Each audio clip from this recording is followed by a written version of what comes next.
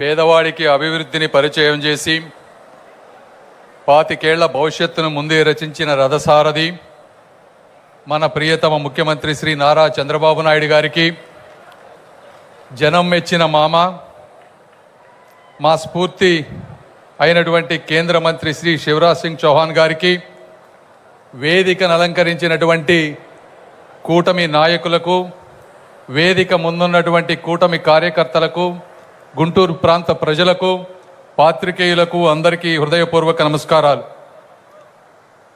మాటలతో హృదయాలను తాకినటువంటి మహానేత, జాతీయ స్ఫూర్తిని జ్వలింపజేసి దేశానికి దిశానిర్దేశం చేసినటువంటి తత్వవేత్త, భారతరత్న అయినటువంటి శ్రీ అటల్ బిహారీ వాజ్పేయి గారిని స్మరించుకునే అవకాశం ఒక గర్వంగాను, గౌరవంగాను, అమరావతికి శుభసూచకంగాను భావిస్తున్నాను.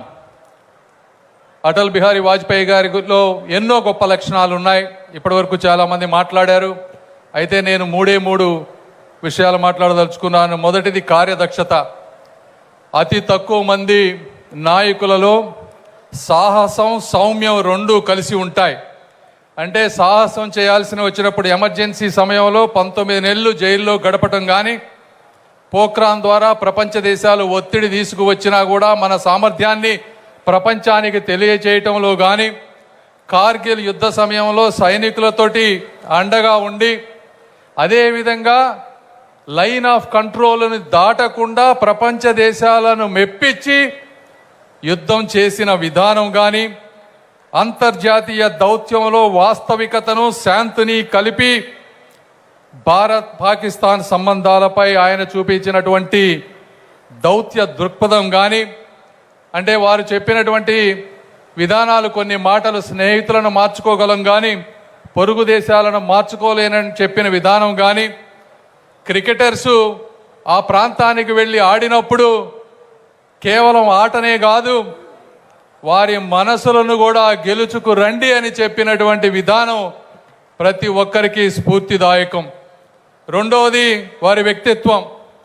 ఇప్పటివరకు చెప్పినట్లు పొలిటికల్ ఫీల్డ్లో నిజమైన అజాత శత్రువులే లేని నాయకుడు, పాకిస్తాన్కి మొట్టమొదటిసారిగా శాంతి కోసం బస్సులో ప్రయాణించినటువంటి నాయకుడు, అధికారం ఉన్న అహంకారం లేనటువంటి నాయకుడు, 29 పార్టీల సంకీర్ణాన్ని సంయమనంతో, సహనంతో, సమన్వయంతో నడిపిన దూరదృష్టి కలిగినటువంటి నాయకుడు, ఒక్క ఓటుతో అధికారం ఉంటుందని తెలిసినా కూడా ఈ దేశం, ఈ ప్రజాస్వామ్యమే శాశ్వతం, పదవులు, పార్టీలు, రాజకీయాలు శాశ్వతం కాదు అని చెప్పి నిలబడిన నాయకత్వం, వివక్షాలను ప్రత్యర్థులుగా తప్ప శత్రువులుగా భావించలేదు.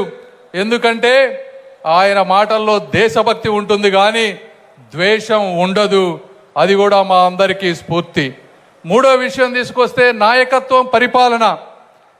మీరు ఈరోజు చూస్తున్నట్టు, ఇప్పటివరకు చెప్పినట్టు మోదీ గారు కానీ, ఇప్పుడు గవర్నమెంట్స్ కానీ ఫాలో అవుతున్నటువంటి ఎన్నో కార్యక్రమాలకు వారు పునాది వేశారు. గోల్డెన్ క్వాడ్రిలేటరల్ ప్రాజెక్ట్ కానీ, ప్రధానమంత్రి గ్రామ్ సడక్ యోజన ద్వారా ప్రతి గ్రామంలో రోడ్లు వేసే విధానం కానీ, సర్వశిక్ష అభియాన్ ద్వారా ప్రతి వ్యక్తికి, చిన్నపిల్లవాడికి విద్యని కంపల్సరీ చేసే విధానం కానీ, ఇవన్నీ వారు తీసుకొచ్చారు. ఈ సందర్భంగా వారి పరిపాలన దక్షతకు ఇంకో విషయం కూడా మాట్లాడుకోవాలి. వారు ఆ రోజుల్లో ప్రధానమంత్రిగా ఉన్నప్పటికీ కూడా దేశంలో తెలివైన వారు ఎవరున్నారు, ఈ సమాజం పట్ల ముందు చూపుతో ఎవరున్నారని గ్రహించినప్పుడు ఆ రోజు వారికి కనపడినటువంటి వ్యక్తి గౌరవ ముఖ్యమంత్రి నారా చంద్రబాబు నాయుడు గారు. దేశంలో డబ్బు లేకపోతే పీపీపీ విధానంలో రోడ్లు వేయవచ్చు అని చెప్పినటువంటి సలహా కూడా ఆ రోజు గౌరవ ముఖ్యమంత్రి చంద్రబాబు నాయుడు గారిదే. అదేవిధంగా టెలికాం రంగంలో మొత్తం తీసుకురావాలి, ఏ విధంగా గ్రామానికి కనెక్టివిటీ పెంచాలి అని ఆలోచించినప్పుడు ముఖ్యమంత్రి గారి ఆధ్వర్యంలో ఒక కమిటీ వేసి ఆ టెలికాం రిఫార్మ్స్ చేస్తే ఈరోజు ప్రతి గ్రామంలో కూడా ఇంటర్నెట్ సౌకర్యం వచ్చింది. దానికి కూడా చంద్రబాబు నాయుడు గారి సహకారం ఆ రోజు తీసుకుంటా ఉన్నారు.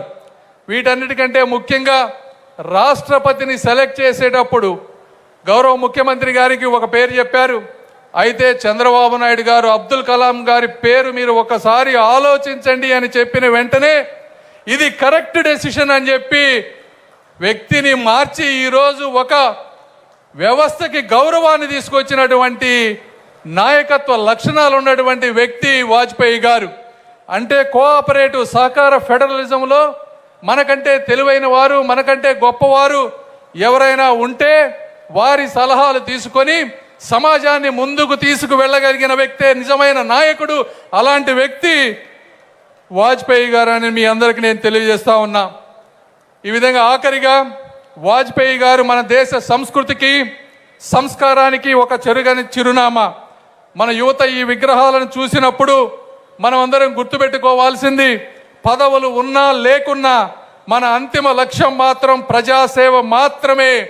శక్తి ఉన్నప్పటికీ శాంతిని కోరటమే నిజమైన పరాక్రమం. సిద్ధాంతాల్లో విధానాల్లో స్థిరత్వం, దృఢత్వం, మాటల్లో మాధుర్యం, హృదయంలో ధైర్యం, దేశభక్తి ఉంటే అందరి మనసులు గెలవవచ్చు అని చూపించినటువంటి వ్యక్తి వాజ్పేయి గారు. అవన్నీ మాకు గుర్తుంటాయి. ఈ విధంగా ఉంటేనే చరిత్రలో నిలబడిపోతారు తప్పించి స్వార్థ ప్రయోజనాలతో ఎవరు చరిత్రలో ప్రజల గుండెల్లో ఉండలేరు. వివక్షంలో ఉన్నా కూడా దేశ హితాన్ని ముందుంచినటువంటి నిజమైన దేశభక్తుడు అయినటువంటి వాజ్పేయి గారి జయంతిని ఈ విధంగా సుపరిపాలనా దినోత్సవంగా జరుపుకోవటం ఆయనకి తగినటువంటి నివాళి అని నేను మనస్ఫూర్తిగా భావిస్తూ ఈ అవకాశం ఇచ్చిన మీ అందరికీ కూడా మనస్ఫూర్తిగా ధన్యవాదాలు తెలుపుకుంటూ సెలవు తీసుకుంటున్నాను. జై Hind, Vande Bharat. Thank you sir, ధన్యవాదాలు. సంస్థాగత నిబద్ధతకు సంస్కృతిపై అవగాహనకు ప్రతీక కేంద్ర మంత్రివర్యులు శ్రీ భూపతిరాజు శ్రీనివాస వర్మ గారు వారిని మాట్లాడవలసిందిగా ప్రార్థన.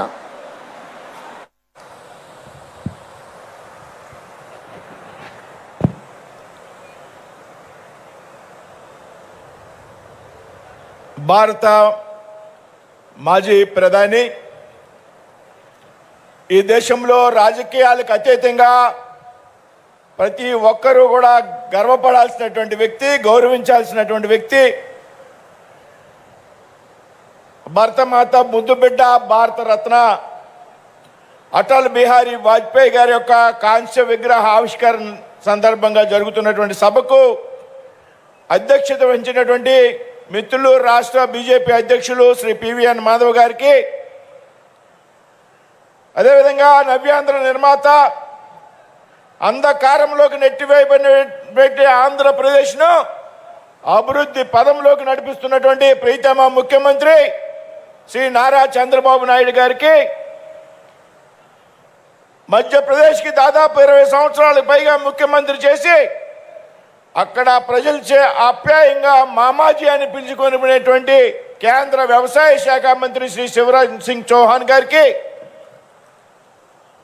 కేంద్ర మంత్రివర్యులు మిత్రులు పెమ్మసాని చంద్రశేఖర్ గారికి, వేదిక మీద ఆసీనులైనటువంటి ఇతర రాష్ట్ర మంత్రులకు, ప్రజాప్రతినిధులకు అందరికీ కూడా హృదయపూర్వక నమస్కృతులు తెలియజేస్తున్నా. ఆవిష్కరణ సందర్భంగా హాజరైనటువంటి అశేష ప్రజానీకానికి నమస్కృతులు తెలియజేస్తున్నా. మిత్రులారా, ఇవాళ భారతదేశంలో అనేక అభివృద్ధి కార్యక్రమాలకు శ్రీకారం చుట్టి ఈవేళ అమలు చేస్తున్నటువంటి అనేక సంక్షేమ పథకాలకి ఆనాడే ఆలోచన చేసినటువంటి వ్యక్తి అటల్ బిహారీ వాజ్పేయి అని చెప్పడంలో ఏమాత్రం కూడా సందేహం లేదు. మిత్రులు, ఏదైతే ఈవేళ స్వజలధార పేరుతో ఆనాడు అటల్ బిహారీ వాజ్పేయి గారు ప్రారంభించినటువంటి పథకానికి ఈవేళ జల జీవన్ మిషన్ పేరుతో ఈ రాష్ట్రంలో, దేశంలో రక్షిత మంచినీరు పథకాన్ని పేదలకు అందించేటువంటి కార్యక్రమం కొనసాగుతూ ఉంది. మిత్రులారా, అదేవిధంగా ఈవేళ ఏదైతే ప్రధానమంత్రి ఆవాస్ యోజన పథకం ద్వారా రాష్ట్రంలో, కేంద్రంలో ఉన్నటువంటి ప్రజలకు గృహ నిర్మాణ వసతి కల్పిస్తూ ఉన్నారో, ఆనాడే బాంబే కాలనీల పేరుతో పెద్ద ఎత్తున పేదలకు గృహాలు నిర్మించినటువంటి వ్యక్తి అటల్ బిహారీ వాజ్పేయి. మిత్రులారా, అదేవిధంగా ఇవాళ రైతులకి ఆర్థిక భరోసా ఇస్తున్నటువంటి కేంద్రంలో నరేంద్ర మోడీ గారు, రాష్ట్రంలో చంద్రబాబు నాయుడు గారు ఆధ్వర్యంలో ఉన్నటువంటి ఏదైతే ప్రధానమంత్రి కిసాన్ సమ్మాన్ యోజన పథకం ఉన్నదో, ఆ రోజే కిసాన్